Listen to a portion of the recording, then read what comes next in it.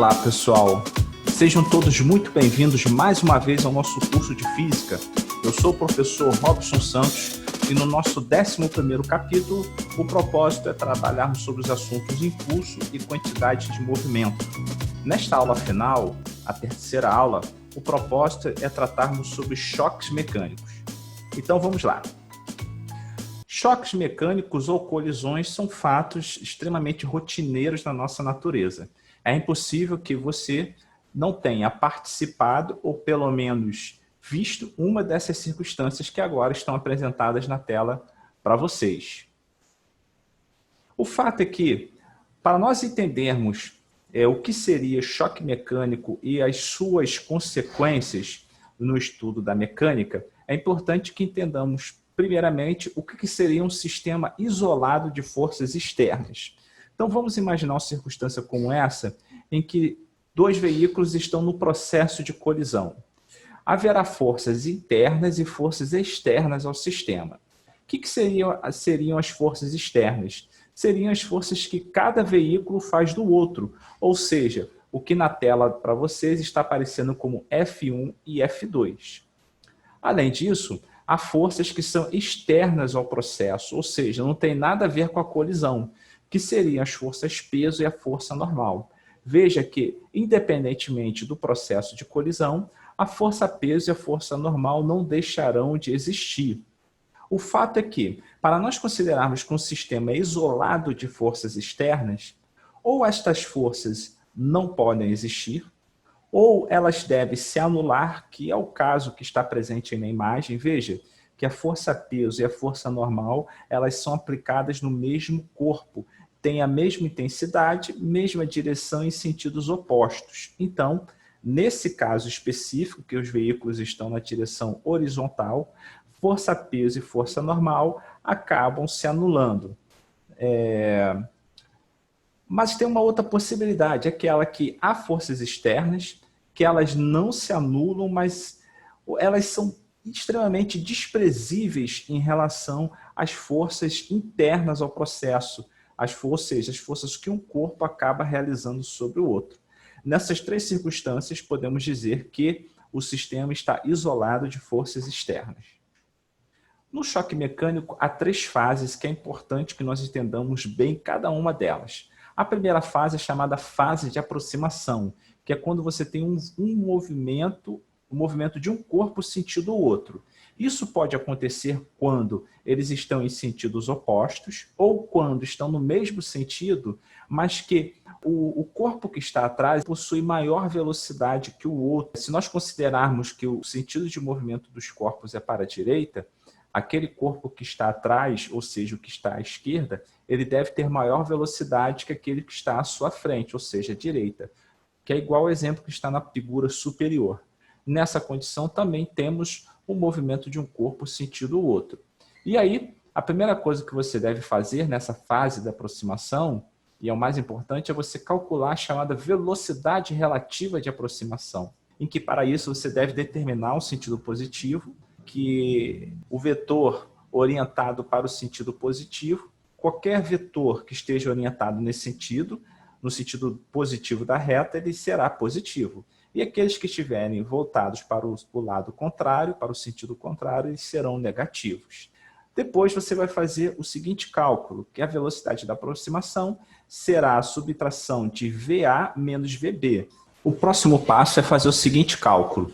Velocidade de aproximação vai ser igual a VA menos VB. Veja que eu nominei os corpos, sendo um A e o outro B. Só que nesse caso que eu coloco VA menos VB, é importante que VA seja maior que VB. E nisso eu não estou falando de módulo, estou falando do valor do vetor. Então, VA precisa ser maior que VB, para que você tenha o resultado positivo da velocidade de aproximação. Posteriormente, no item C, eu gostaria de mostrar para você um exemplo. Vamos imaginar que eu tenha dois corpos em que um está sentido ao outro e que, na iminência da colisão, a velocidade dos dois corpos em módulo seja de 10 metros por segundo. Mas vamos considerar que um está para a direita, que eu vou chamar de sentido positivo, portanto, seu vetor terá valor positivo, e o outro esteja para a esquerda, ou seja, o vetor terá valor negativo, menos 10 metros por segundo. Ao calcular a velocidade de aproximação, eu vou colocar o 10 positivo, que é o maior valor, menos o menos 10. Isso vai dar 10 mais 10, que vai ser 20 metros por segundo. A segunda fase de um choque mecânico é chamada fase de interação, que é o momento do choque propriamente dito, em que, em circunstâncias reais, há perda e transformação de energia. Por que ocorre essa perda de energia? Veja essa circunstância que está apresentada na figura para vocês, em que a bola ela passou por um processo de deformação. E nessa deformação, a compressão, por exemplo, do ar que está presente na bola, a compressão também e deformação da própria periferia da bola. E nesses processos de deformação e compressão, você tem um atrito molecular. E por conta disso, você tem transformação de parte dessa energia cinética que a bola tinha, em calor, e também você tem som por causa do impacto. Então, parte da energia cinética é perdida, ou energia mecânica, ela é perdida durante o processo, nessa fase de interação. Porém, a parte restante dessa energia ficará acumulada. Veja que nesse processo em que a bola sofre uma compressão, você tem uma energia potencial, uma energia acumulada durante a sua deformação. E essa energia, posteriormente, será restituída, será devolvida ao sistema. E aí nós estamos falando da próxima fase, que é a fase da restituição, em que a energia acumulada na colisão, ela pode transformar-se em parte, né, somente parte dela que vai ser devolvida, pelo menos em circunstâncias reais, é devolvida para os corpos que estão presentes no processo. Nessa situação, ocorrerá o afastamento dos corpos envolvidos no processo. Esse afastamento ele pode ser com os corpos em sentidos contrários, mas também pode acontecer deles movimentarem-se no mesmo sentido, porém com velocidades diferentes da que ocorria antes. Então, sempre há essas duas possibilidades. Bom, nessa restituição, há três formas diferentes, tá? De acordo com a energia ser constituída. Você tem uma circunstância utópica, ideal, que é chamada colisão elástica, ou algumas pessoas dizem perfeitamente elástica. O que circunstância seria essa? Seria aquela que toda energia cinética é restituída ao sistema. Então, vamos lá, imagine aquela situação que a bola ela colidiu com o rosto do jogador e naquele processo de deformação não houve atrito e não houve perda de energia por conta do atrito ou por causa do som produzido. Então, toda a energia cinética que foi acumulada, transformou-se em energia potencial elástica, durante a compressão da bola, toda ela vai ser devolvida ao sistema e retransformada em energia cinética. E isso é uma circunstância utópica, não existe na vida real. Tá? O que existe na vida real é uma dessas duas próximas possibilidades. Uma delas é a chamada colisão parcialmente elástica ou simplesmente colisão inelástica, que é aquela que parte da energia cinética é restituída ao sistema. Então, realmente, no momento que, por exemplo, aquela bola colidiu com o rosto do jogador, você tem, por conta dos atritos ali envolvidos, você tem a perda da parte da energia cinética em calor. Você pode considerar isso também colisão entre veículos, em que no processo de colisão, deformação do chassi, das diversas peças presentes no veículo, você tem ali perda de parte da energia cinética. Por fim, existe uma circunstância extrema que também é real, que é a chamada colisão perfeitamente inelástica. Algumas pessoas a chamam de colisão totalmente inelástica, em que você tem um máximo de perda de energia cinética, que pode ser total, na maioria das vezes, somente parte, né? Uma parte bastante relevante e que ela é perdida após o impacto. Agora, quais são as características da colisão perfeita ou totalmente inelástica? Que os corpos permanecem juntos após a colisão, ainda que eles estejam em movimento. Ou eles podem permanecer unidos em movimento ou podem permanecer unidos e em repouso. Agora é o seguinte, independente da forma de restituição, seja ela elástica, parcialmente elástica ou totalmente inelástica, a quantidade de movimento ela é sempre conservada. Então, em circunstâncias irreais ou reais, durante a colisão, a conservação da quantidade de movimento. Isso, lógico, se o sistema estiver isolado de forças externas, que, como eu falei para vocês, é aquela que as forças externas não existem, se anulam ou são indiferentes, elas são desprezíveis em relação às forças envolvidas no processo. Bom, vamos tratar agora com maior detalhes o chamado choque perfeitamente elástico ou simplesmente choque elástico, que é uma situação idealizada, como eu disse, não há perda de energia durante o processo de colisão, a energia cinética total é conservada, a quantidade de movimento total do sistema é conservado, isso ocorre em todas as circunstâncias, né? E o modo das velocidades relativas de aproximação e afastamento são iguais. Mas, primeiramente, vamos agora tratar sobre o que seria essa velocidade de afastamento, que eu não tratei antes. Vamos lá. Quais são as possibilidades de afastamento desses corpos após a colisão? Então, vamos lá. Primeiramente, vamos analisar a circunstância em que os corpos A e B estejam no mesmo sentido, porém o corpo A tem uma velocidade maior que o corpo B, ou seja, haverá uma colisão entre estes. Uma possibilidade é que, após a colisão, A e B permaneçam permaneçam no mesmo sentido, porém a velocidade de A vai diminuir e a de B vai aumentar, de forma que a velocidade de B passe a ser maior que a velocidade de A. Na segunda possibilidade é que os corpos eles estejam em sentidos opostos, de forma que a velocidade de B, vamos considerar que o sentido positivo é para a direita. Então, B vai ter um valor positivo e A vai ter um valor negativo. Veja que, independente das circunstâncias, o vetor velocidade do corpo B sempre será maior que o vetor velocidade do corpo A. Então, se na primeira circunstância calculávamos velocidade de aproximação com V0A, ou seja, velocidade do A antes da colisão, menos V0B, ou seja, velocidade de B antes da colisão, e isso me daria um resultado positivo, para calcular a velocidade de afastamento, eu faço o contrário. Ao invés de pegar a velocidade de A e subtrair pelo de B, eu vou pegar a velocidade de B e vou diminuir pela velocidade de A. E com certeza, ainda que eu não conheça esses valores, eu sei que esse resultado será positivo. Então, se na velocidade de aproximação você pega a velocidade de A menos a velocidade de B, para calcular a velocidade de afastamento, você vai fazer o processo inverso. Vai pegar a velocidade de B, lógico que eu estou falando após a colisão, né? O afastamento ocorre após a colisão. Você vai pegar a velocidade de B menos a velocidade de A. Uma segunda circunstância é quando A e B um de contra o outro, ou seja, sentidos opostos.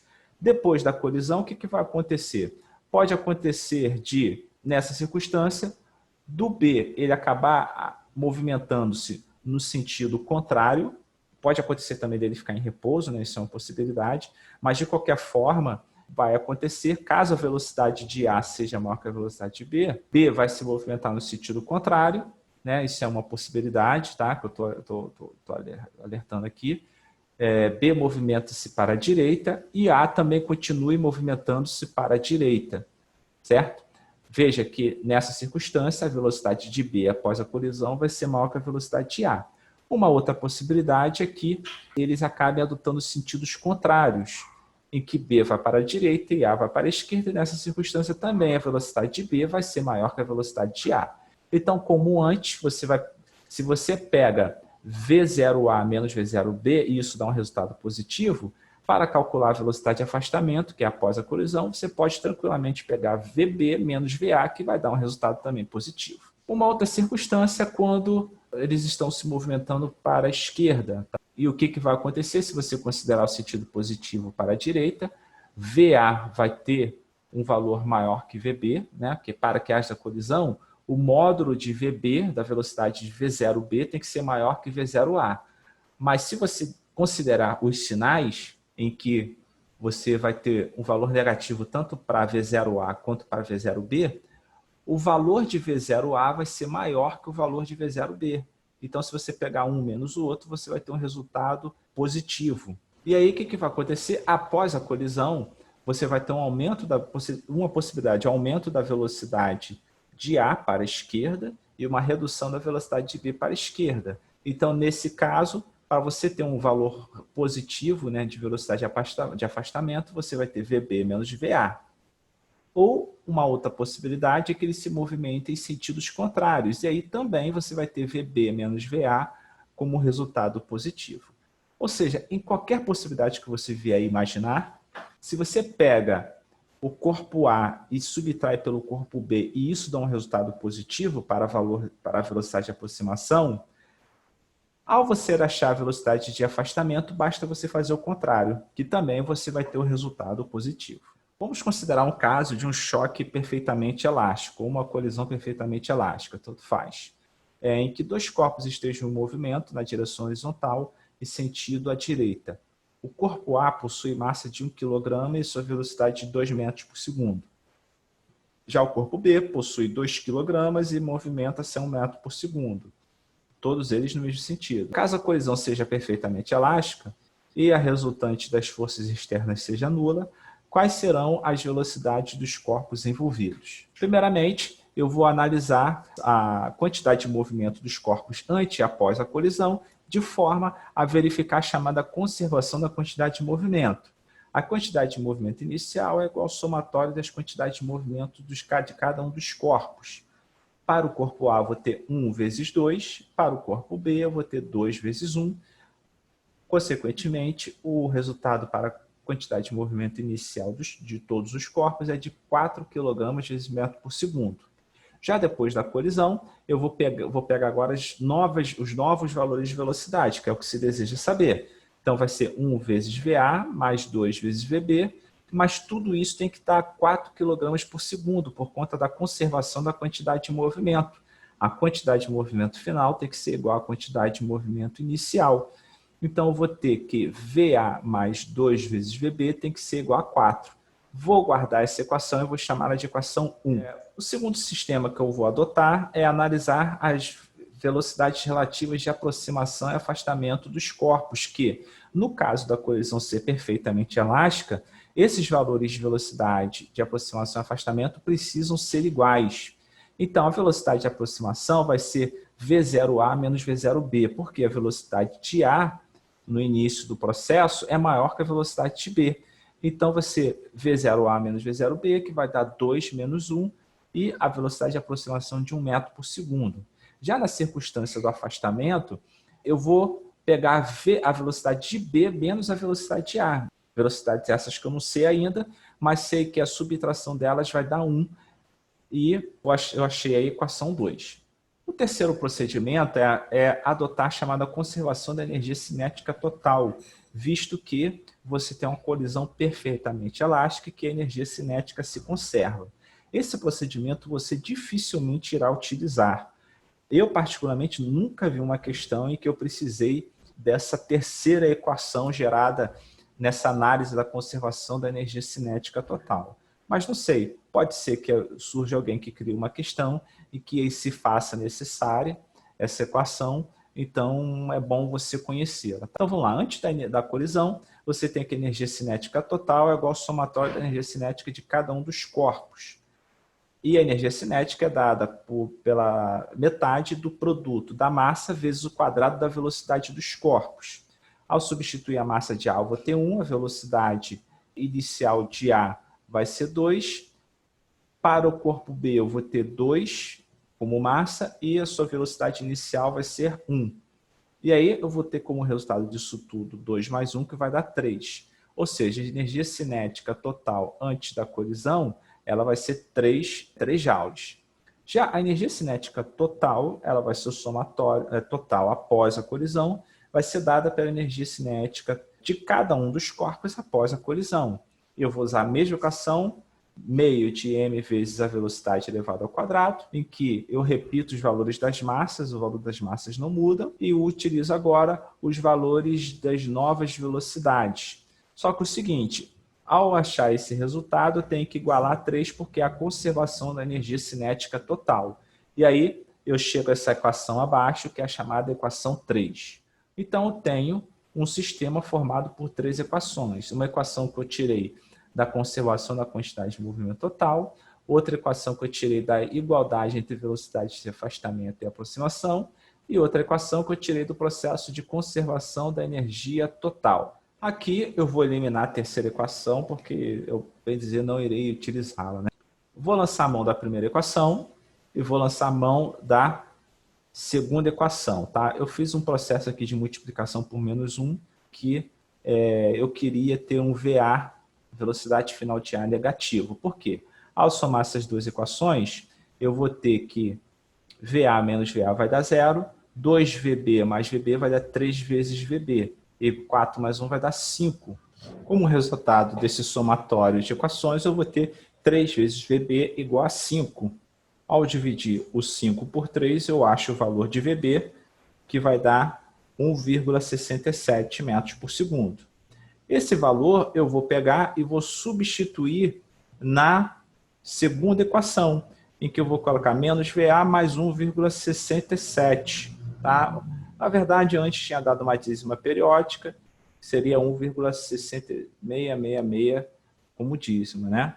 E aí, ao pegar 1 e subtrair por menos 1,66, eu vou ter menos 0,67. Mas veja, eu tenho menos VA igual a menos 0,67. Ao efetuar a multiplicação por menos 1 dos dois lados da equação, eu vou chegar a VA igual a 0,67 metros por segundo. No primeiro exercício, tem uma questão do Enem que apresenta um pêndulo de Newton, que pode ser constituído por 5 pêndulos idênticos suspensos em um mesmo suporte. Em um dado instante, as esferas de 3 pêndulos são deslocadas para a esquerda e liberadas, deslocando-se para a direita e colidindo elasticamente com as outras duas esferas que inicialmente estavam paradas. O movimento dos pêndulos após a primeira colisão está representada em quais dessas alternativas abaixo. Quais são os dados importantes? Todas as esferas possuem a mesma massa. As forças envolvidas são somente forças internas. As forças externas se anulam no processo. O movimento das esferas é horizontal e não a variação da energia potencial, ou seja, você vai ter energia cinética de algumas esferas, das 3 esferas em movimento, que serão transferidas para outras esferas após a colisão, sem que haja transformação de energia cinética em energia potencial. Vamos lá. Antes das colisões, 3 esferas estavam em movimento. E qual é a consequência disso? Pelo princípio da conservação da energia mecânica, o que vai acontecer? Após a colisão, a energia cinética e a quantidade de movimento devem permanecer. Então, a única opção que representa essa circunstância é a opção C, em que, após a colisão, eu vou ter 3 esferas em movimento para a direita. No segundo exercício, eu tenho 2 esferas de massas 1 e 2 kg movimentando-se em sentidos opostos, e elas iriam se chocar frontalmente. Suas velocidades antes do choque eram 10 e 20 metros por segundo, respectivamente. Considerando o choque perfeitamente elástico, determine as novas velocidades das esferas após o choque. Então, vamos lá. Pela conservação da quantidade de movimento, eu vou ter que a quantidade de movimento inicial total é igual à quantidade de movimento final total. A quantidade de movimento inicial total é o somatório das quantidades de movimento dos corpos antes da colisão.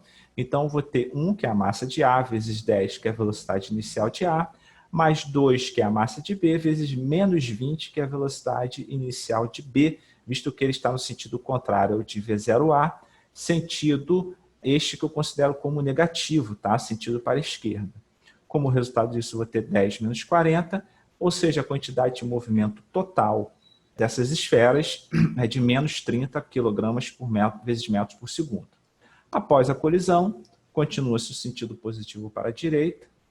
A quantidade de movimento total após a colisão vai ser o somatório das quantidades de movimentos após a colisão. Eu vou ter a massa dos corpos não muda, 1 vezes VA, que é a quantidade de movimento final para A, 2 vezes VB, que é a quantidade de movimento final para B, e que nesse somatório, pelo princípio da conservação da quantidade de movimento, tem que dar menos 30 kg vezes metros por segundo. E aí eu acho a minha primeira equação, em que eu vou ter VA mais 2 vezes VB igual a menos 30. Como o choque é perfeitamente elástico, eu vou ter que as velocidades de aproximação e afastamento devem ser iguais. como V0A está para a direita, sentido esse que eu considero como positivo, o seu valor de velocidade é maior que o de V0B. Então, eu vou ter 10 menos 20, e isso vai dar 30. Ou seja, a velocidade de aproximação é de 30 metros por segundo. A velocidade de afastamento deve ser igual à velocidade de aproximação.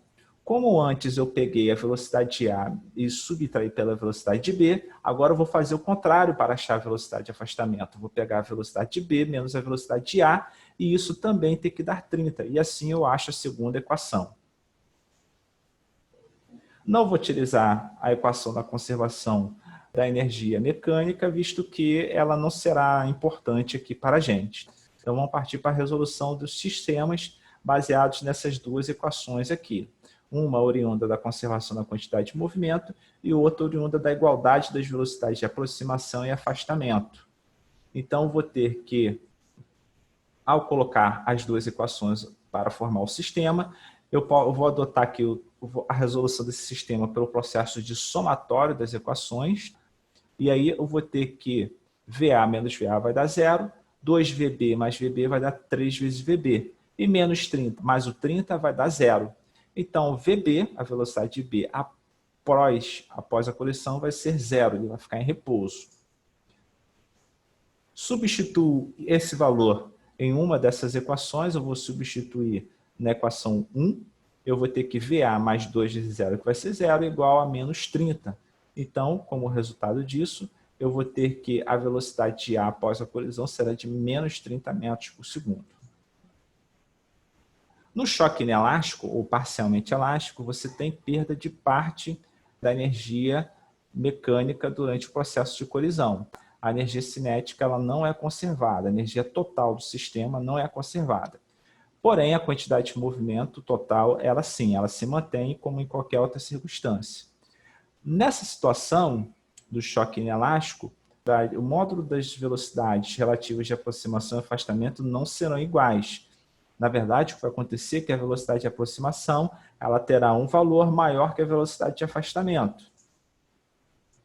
E aí, é importante nós conhecermos agora o chamado coeficiente de restituição, que ele mede o quanto de energia é retornado, restituído ao sistema.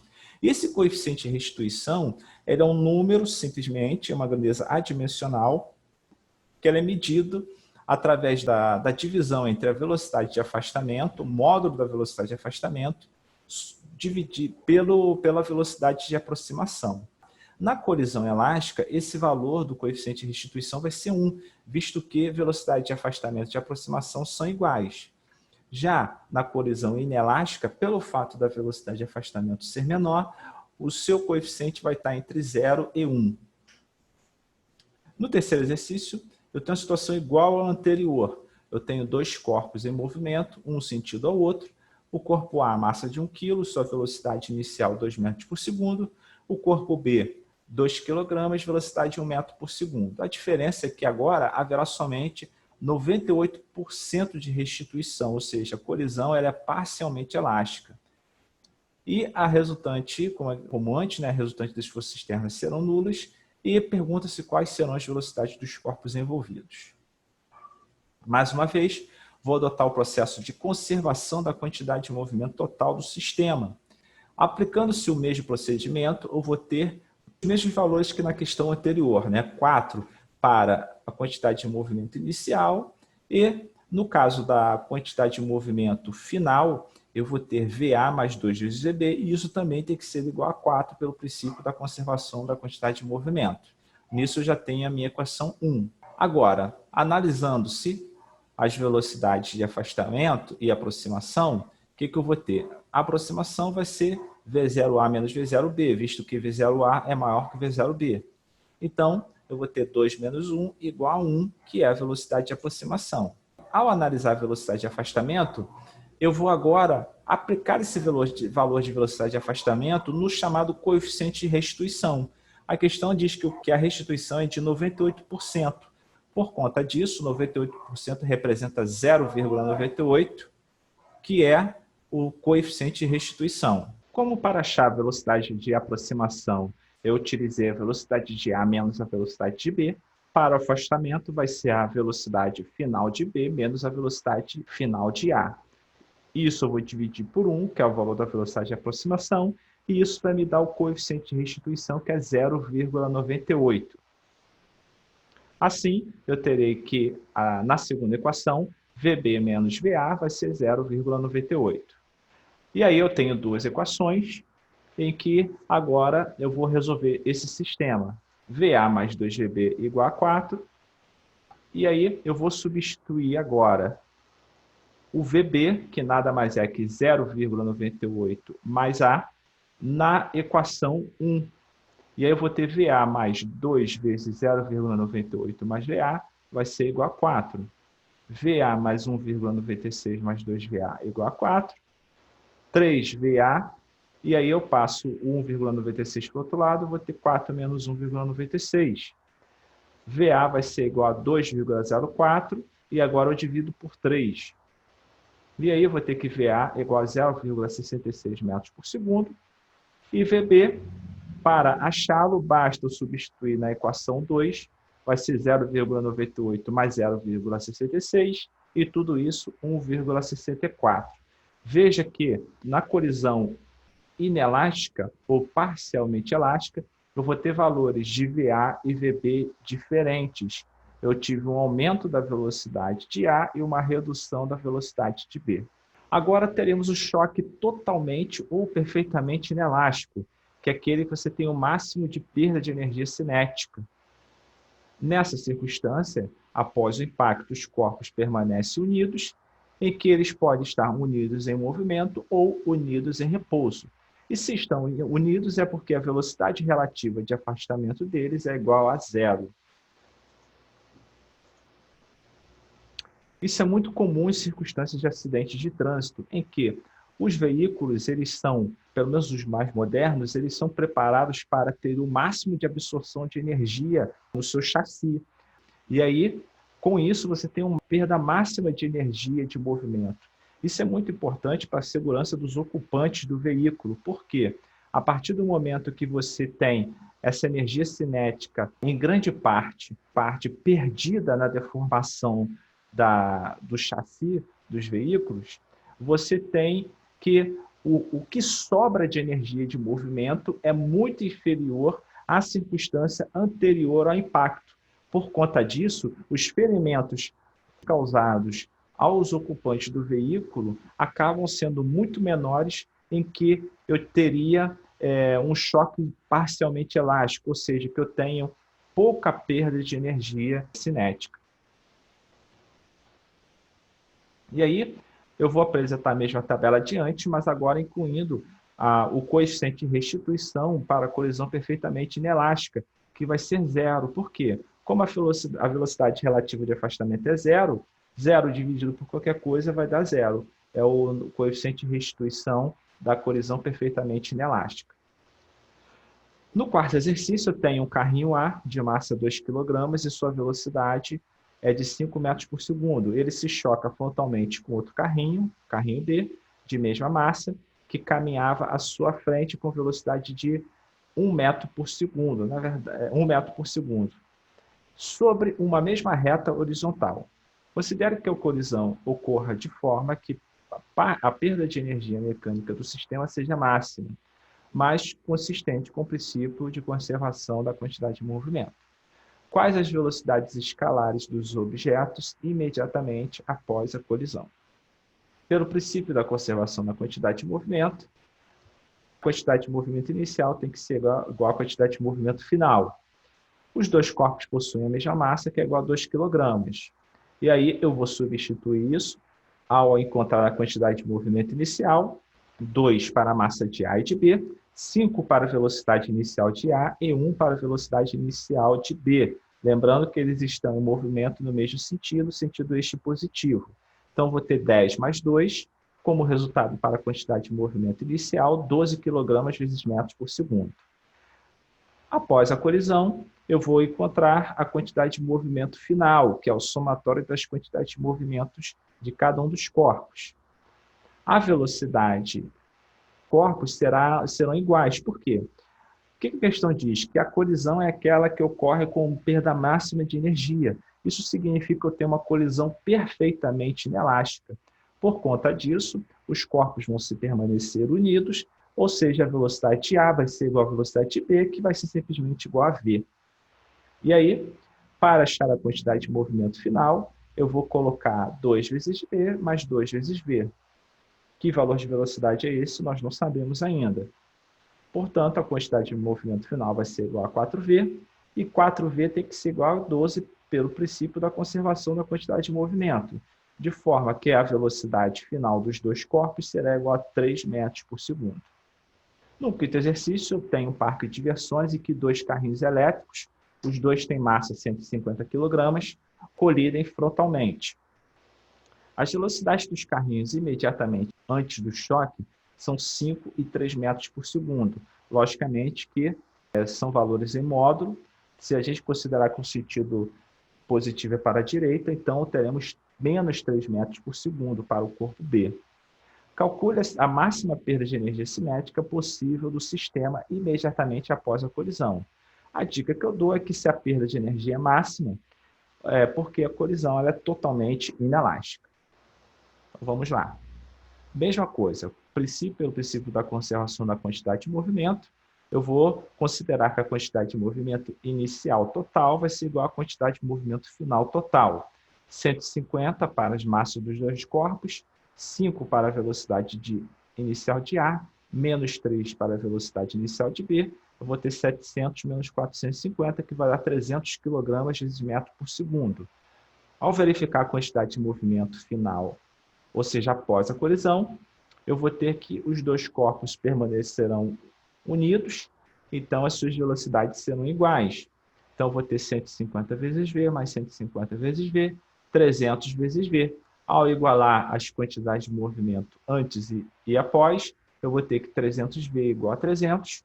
Por conta disso, a velocidade final dos dois corpos será 1 metro por segundo. Para encontrar qual a energia, quanto de energia teve de perda, eu vou fazer um ΔEC, ou seja, uma variação da energia cinética, que eu terei energia cinética total final menos a energia cinética total no início. Energia cinética final, eu vou ter meio de m vezes v. V é a velocidade dos dois corpos, e vou fazer esse cálculo tanto para A quanto para B. Ao substituir valores, vou ter meio de 150 vezes v ao quadrado para A e vou ter o mesmo valor para B. Então, ao dividir o 150 por 2, vou ter 75 vezes v elevado ao quadrado. E aqui também eu vou ter 75 vezes v elevado ao quadrado. 75 mais 75 dá 75v ao quadrado mais 75v ao quadrado, vai dar 150v ao quadrado. Mas v é a velocidade final dos corpos após a colisão. E esse valor, como nós encontramos anteriormente, é de 1 metro por segundo. Então, eu vou ter que o resultado disso, da energia cinética final, total é de 150 joules. Agora, analisando o que ocorreu antes da colisão, eu vou ter meio de m vezes v para A, v ao quadrado, né, para A, meio de m vezes v ao quadrado para B. Substituindo valores, vou ter 150 para cada uma das massas, 5 para a velocidade inicial de A e menos 3 para a velocidade inicial de B. E aí, eu vou ter 75 vezes 25 mais 75 vezes 9.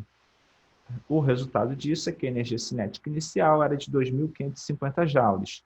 Ao substituir os valores de energia cinética final e inicial nessa equação aqui em cima, eu vou ter 150 menos 2.550, e como resultado disso, a variação da energia cinética vai ser de menos 2.400 joules, ou seja, tive uma perda de 2.400 joules de energia cinética após a colisão. E assim terminamos a nossa aula. Eu espero que mais uma vez eu tenha contribuído com o seu aprendizado. Por favor, não se esqueça de inscrever-se no meu canal, não se esqueça de compartilhá-lo e também de acender as suas notificações, né? Clica aí no sininho para que próximos vídeos possam ser percebidos por você. Muito obrigado mais uma vez e, como sempre, eu te desejo bons estudos e até a próxima.